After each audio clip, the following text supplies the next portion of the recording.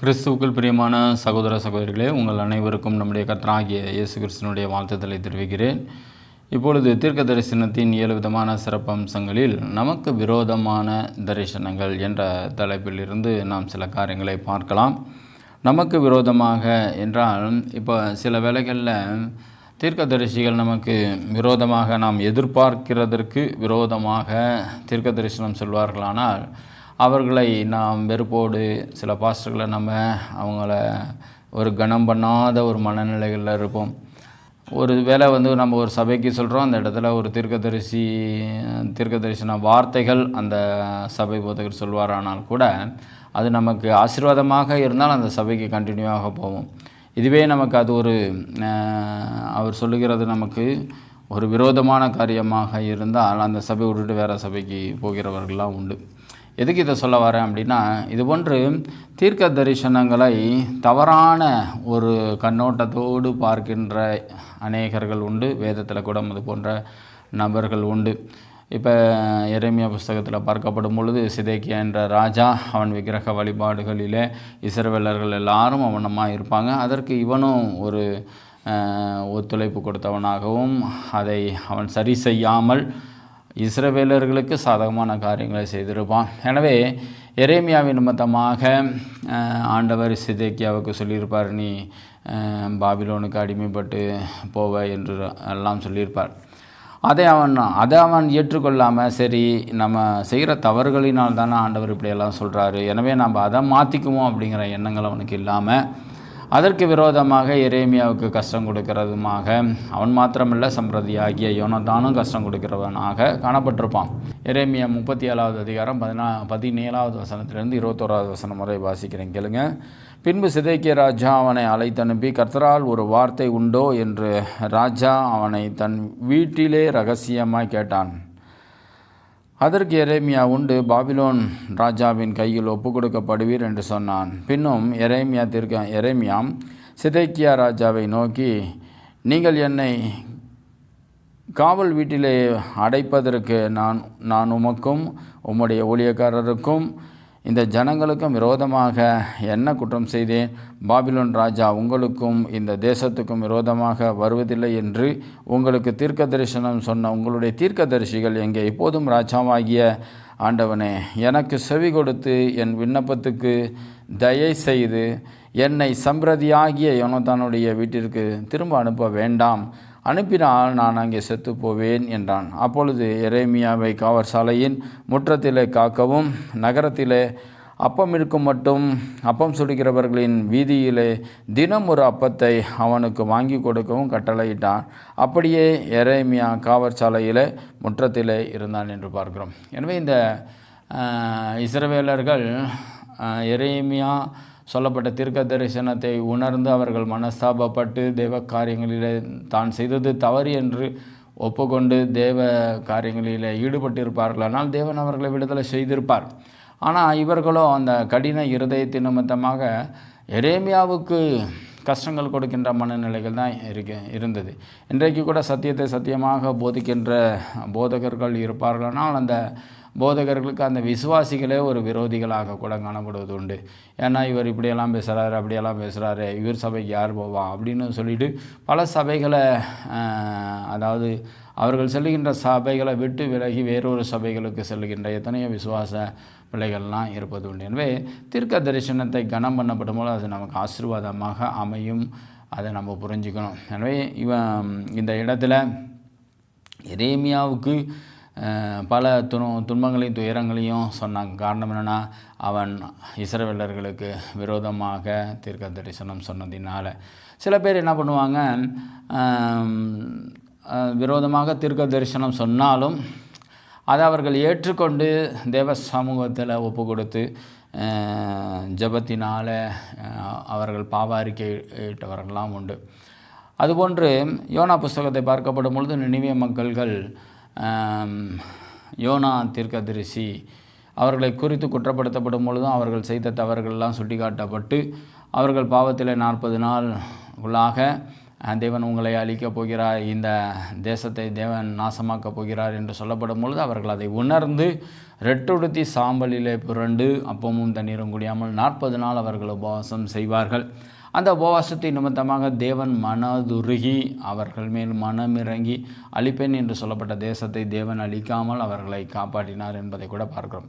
எனவே நமக்கு விரோதமாக தீர்க்க தரிசனம் சொன்னாலும் அவைகளை நாம் புரிந்து கொண்டு தேவன் நம் தப்பிதங்கள் நிமித்தமாக தான் நமக்கு தண்டனை கொடுக்கிறார் என்பதை புரிந்து கொண்டு அவைகளை விட்டு விலகினால் தேவன் இரக்கமுள்ளவராய் இருக்கிறார். அழிப்பேன் என்று சொல்லப்பட்ட தேவன் மனஸ்தாபப்பட்டு அழிக்காதபடிக்கு இரக்கமுள்ளவராய் இருக்கிறார் என்பதை கூட நம்ம யோனா புஸ்தகத்தில் 3வது அதிகாரம் 4வது 10வது 4லிருந்து 10வது வசனம் வரை நம்ம வாசிக்கலாம். எனவே அதில் தெரிந்து கொள்ளலாம். எனவே நமக்கு விரோதமாக தேவன் ஒரு வார்த்தைகளை சொல்வார், ஆனால் ஒரு சாப தரிசனமாக இருக்குமானால் அதை ஆசீர்வாதமாக மாற்றுவது எப்படி என்பதை நம்ம புரிந்து கொள்ளணும். அதுதான் ரொம்ப முக்கியம். நம்ம சாபத்தை சாபமாகவே எடுக்கணும்னு அவசியம் கிடையாது. அதே சமயத்தில் சில தீர்க்க தரிசனங்கள் நம்ம என்ன தான் ஜெபித்தாலும் அந்த ஜெபத்திற்கு அதற்கு சரியான அது ஒரு ஆசீர்வாதமான தரிசனமாக மாறாததை கூட நம்ம பார்க்கலாம். 2 சாமுவேல் 12வது அதிகாரம் 16வது வசனத்திலிருந்து 18வது வசனம் வரை நாம் வாசிப்போம். அப்பொழுது தாவீது அந்த பிள்ளைக்காக தேவனிடத்தில் பிரார்த்தனை பண்ணி உபவாசித்து உள்ளே போய் முழுவதும் தரையில் கிடந்தான். அவனை தரையிலிருந்து எழுந்திருக்க பண்ண அவன் வீட்டில் உள்ள மூப்பரானவர்கள் எழுந்து அவன் அண்டையில் வந்தாலும் அவன் மாட்டேன் என்று சொல்லி அவர்களோடே அப்பம் சாப்பிடாமல் இருந்தான். 7ஆம் நாளிலே பிள்ளை செத்து போயிற்று என்று தாவீதின் ஊழியக்காரர் அவனுக்கு அறிவிக்க ஐயப்பட்டார்கள். பிள்ளை உயிரோடு இருக்கையில் நாம் அவரோடே பேசுகிற போது அவர் நம்முடைய கேட்கவில்லை. பிள்ளை செத்து போயிற்று என்று அவரோடே எப்படி சொல்லுவோம்? அதிகமாக வியாகுலப்படுவாரே என்று பேசிக்கொண்டார்கள் என்று இதில் நாம் பார்க்கிறோம். அடுத்ததாவது 19வது வசனத்தில் சொல்கிறாரு, தாவீது தன் ஊழியக்காரர் ரகசியமாக பேசிக்கொண்டிருக்கிறதை கண்டு பிள்ளை செத்து போயிற்று என்று அறிந்து தன் ஊழியக்காரரை நோக்கி பிள்ளை செத்து போயிற்றோ என்று கேட்டான். செத்து போயிற்று என்றார்கள்.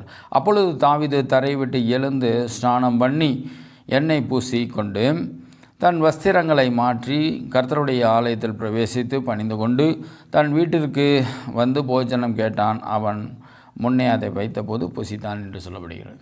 இப்போ இந்த இடத்துல அந்த தாவீதினுடைய பிள்ளை செத்து போனதை கண்டு செத்து போவதற்கு முன்பு அவன் உபவாசம் செய்து தேவ சமூகத்தில் இருந்து, ஆண்டவரே அந்த பிள்ளை மறிக்காதபடிக்கு நீர் அவனுக்கு கிருபையாக அவனுக்கு சுகத்தை கொடும் என்று சொல்லி அவன் ஜெபித்திருந்திருப்பான். எனவே அந்த ஜெபத்தை தேவன் கேட்காமல் அவன் என்னதான் உபவாசம் பண்ணினாலும் அந்த பிள்ளை கடைசியாக அது இறந்து போகும் என்பதை கூட இந்த இதில் நம்ம பார்க்கணும். இதற்கு ஒரு காரணம் என்ன அப்படின்னா, உரியாவின் மனைவியாகிய பட்சபாலை அவன் வைத்து கொண்டது ஒரு தவறு. அதோடு அது நிமித்தமாக அவனுக்கு பிள்ளை பிறந்திருக்கும். ஆனால் இந்த பிள்ளை ஒரு உரியாவுக்கு பிறந்ததா தாவீதுக்கு பிறந்ததா என்ற ஒரு கேள்விகள் எழும்புவதற்கு வாய்ப்புகள் உண்டு. ஒருவேளை ஊர் மக்கள்கள் அது உரியாவுக்கு பிறக்கப்பட்ட பிள்ளை என்ற ஒரு கண்ணோட்டத்தில் பார்ப்பார்களானால் அது சரியாக இருக்காது என்பது தேவன் முன்னனுமானமாகவே தெரிந்து கொண்டு அந்த பிள்ளை சாகுவதற்கு ஒரு காரணமாக இருக்கலாம்.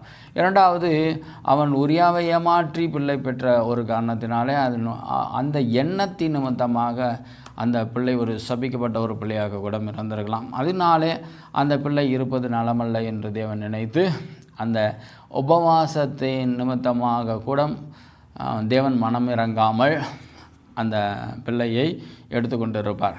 எனவே உபவாசத்தினாலே எல்லாவற்றையும் நாம் பெற்றுக்கொள்ள முடியும் என்று நம்ம நினைக்கக்கூடாது. தேவனுடைய சித்தத்தை மையப்படுத்தி நாம் உபவாசம் பண்ணுவது மிகவும் அவசியம். அதற்கு நம்ம தகுதிப்படுத்துகிறது அவசியம். அதை விட்டுட்டு நம்ம உபவாசம் பண்ணாவே எல்லாமே நடக்கும் அப்படின்னு சொல்லிட்டு சில பேர் இன்றைக்கி உபவாசத்தில் பிறர்களை சபிக்கிறதும் பிறர்களை அழிப்பதற்கு எதுவான காரியங்கள்லாம் ஈடுபடுவதெல்லாம் உண்டு. எனவே நாம் உபவாசத்தின் நிமித்தமாக எல்லாவற்றையும் தேவனிடத்திலிருந்து பெற்றுக்கொள்ள முடியாது. நாம் மனம் திரும்புவது அவசியம். அதே சமயத்தில் சில காரியங்கள் தேவனுடைய சித்தத்தினாலே கூட நடப்பது உண்டு. எனவே நமக்கு விரோதமான ஒரு தரிசனங்கள் இருக்குமானால் அவைகளிலிருந்து நாம் மனம் மாறுவது அவசியமே தவிர அதை எதிர்த்து போராடுகின்ற மனநிலைகள் இருக்கக்கூடாது. சவுல் விஷயத்தில் பார்க்கப்படும் போது கூட சவுலினுடைய அபிஷேகம் தாவீது மத்தியில் இறங்கப்படும் பொழுது சவுல் என்ன பண்ணுவான், தாவீதை கொன்று போடும்படியான ஒரு எண்ணங்கள் தான் இருக்கும். அவனை கொன்று போட்டால் நம்ம ராஜாவாகவே நிரந்தரமாக இருக்கலாம், தன்னுடைய சந்ததிக்கும் ராஜாவாகவே இருக்க முடியும் என்று நினச்சிருப்பான். ஆனால் தேவனுடைய சித்தம் அது இல்லை. தேவன் ஒரு தீர்மானத்தை வைத்தார். அந்த தீர்மானத்தின் நிமித்தமாக சவுல் அவன் ராஜாபிஷேகத்திலிருந்து இழந்து தாவீதுக்கு அந்த அபிஷேகங்கள் காணப்பட்டு இருக்கிறதை நம்ம பார்ப்போம்.